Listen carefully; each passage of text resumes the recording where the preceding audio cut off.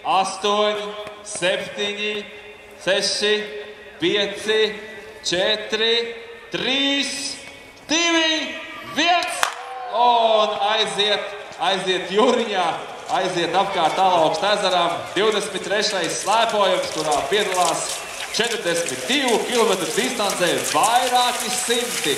Es šķiet alojos, te ir vairāk simti, iespējams pat visi 400 dalībnieki no visas Latvijas un 7 pasaules valstīm.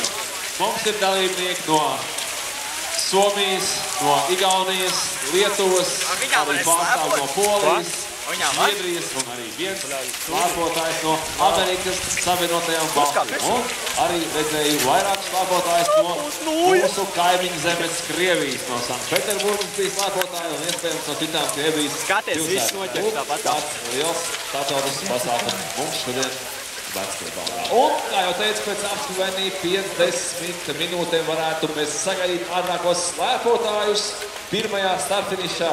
Finišs nedaudz nostāk 200 metrus tuvāk.